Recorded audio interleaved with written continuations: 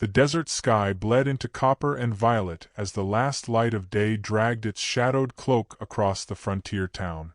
Dust curled in lazy swirls down the main street, whispering against weathered boards and broken signs, while a silence deeper than hunger seemed to settle over the place.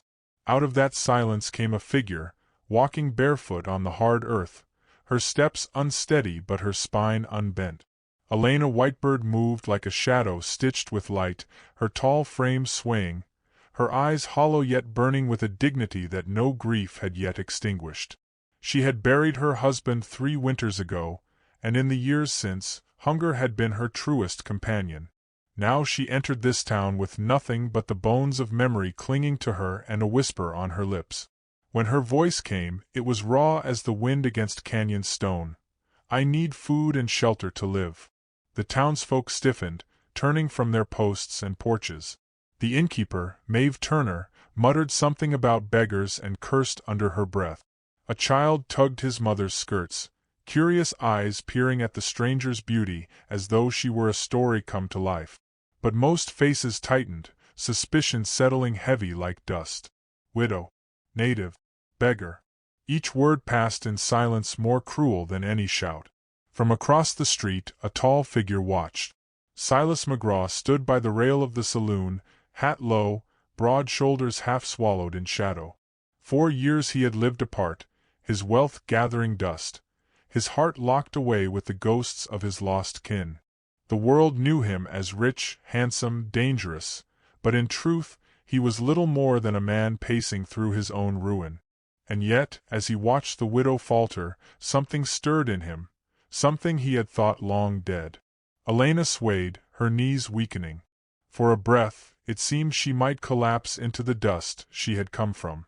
The crowd drew back, unwilling to touch her. Silas did not think. He crossed the space and caught her as she fell, his arm steady, his jaw tight with an old ache he did not name. Without a word, he lifted her onto his horse, and the town watched in silence as the cowboy carried the widow away. The ride to his cabin was quiet, the rhythm of hooves steady beneath the night sky. Elena did not speak, and Silas did not ask. The stars spread out in their cold glitter, but the air between them was warm with unspoken questions. He wondered if he was a fool to bring her home. She wondered if he was cruel to offer mercy only to take it back at dawn. Both clung to silence as though speech might break what little trust had been born in that moment. His cabin stood lonely at the edge of the prairie, a large house that seemed smaller for all its emptiness. He carried her inside and set her near the fire. A stew simmered low from earlier, and without ceremony, he ladled it into a bowl. She ate slowly, every bite measured, dignity wrapped around hunger like a veil. He did not watch her eat but listened instead to the faint sound of spoon against tin and the soft rush of her breath. When she finished, she set the bowl aside and lifted her gaze. "Do you mean for me to stay only this night?" Her voice carried no accusation, only a weary caution. Silas met her eyes, the firelight catching the tired edges of his face. He did not answer at once. His silence was not cruelty but a kind of armor, a habit carved from years of solitude. At last he said only, "We'll see." Outside, the wind rose, rattling the shutters like bones in a jar. Inside, the air held the strange hush of beginnings. By morning, whispers spread through town. Maeve Turner leaned across her counter, voice sharp as vinegar. "The cowboy's taken her in. Mark my words, nothing good comes of it." Sheriff Amos Callahan, a man carved from rules and wary eyes, found Silas later near the blacksmith's. "Folk don't take kindly to arrangements like this," he warned. "You'd do well to remember what people think." Silas said nothing. His stare was a wall the sheriff could not climb. Yet inside, shame coiled hot, not for what he had done but for how quickly the world judged. That evening, Elena overheard, the words falling like stones into her chest. She began to gather her few belongings, an old shawl, a bone charm worn at her throat. She would leave before she became his burden. But when she reached the door, Silas's voice cut through the hush. "Just one word, heavy and low, stay.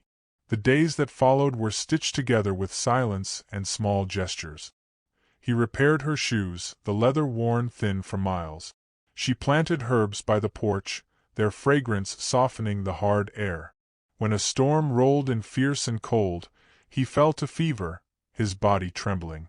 She tended him with cool cloth and whispered prayers in her tongue, her voice steady as rain. He watched her through half-closed eyes, saw the strength carved into her hands, the gentleness that even grief had not stolen. Something long buried began to stir in him, slow and dangerous as spring thaw. One night, beneath a sky spilling stars, Elena sat by the porch rail. Her voice was soft, almost lost to the night. "I once dreamed of love," she said, "but the dream left me with graves." Her words hung like smoke, fragile yet lingering. Silas said nothing, only listened, but his chest ached with a weight he could not name. The world outside their cabin did not rest. In the saloon, Sheriff Callahan cornered him again, the town whispering louder. "You've shamed yourself," the sheriff pressed. "You've shamed us all." Silas's fists clenched at his side, his jaw trembling. For a breath, it seemed he might strike. Instead, he turned and left, his silence sharper than any blow. That night, back at the cabin, he spoke at last of his past, the raiders who had taken his family, the years spent walking among their ghosts. His voice broke once, only once, but it was enough. Elena listened, her gaze steady, and when his words faded, she placed her hand over his. The touch was small, yet it split the stone of his silence. "Then let us be each other's shelter," she whispered. They married quietly beneath a cottonwood, the sheriff himself standing witness, more out of duty than blessing. Elena wore white simple as dawn. Silas bowed his head like a man offering all he had left. Their cabin grew softer, wilder, flowers at the porch, laughter hinted at in the air though no children yet ran. The town watched, grudgingly, then slowly, some softened. Endurance could not be denied. But peace in the west was never more than a pause. Raiders struck at the town's edge, fire rising against the horizon. Silas stood ready, rifle in hand, but when they came for the cabin, Elena stood beside him, bow drawn, her courage fierce as flame. Together they drove the danger back, the townsfolk watching, stunned not by scandal but by survival. When the dust cleared and the raiders fled, Silas slumped against the doorway, wounded but alive. Elena pressed cloth to his side, her hands steady even as her tears fell. "I would have let the world burn," he rasped, "before I lost you." Her gaze met his, and in the firelight of that broken night, she saw not just a man but a home, a future, a love rebuilt from ashes. She leaned close, her voice trembling but true. "And I would walk through every storm to stand here." Later, when the night finally calmed, the cabin glowed against the dark, a lone lantern swaying in the wind.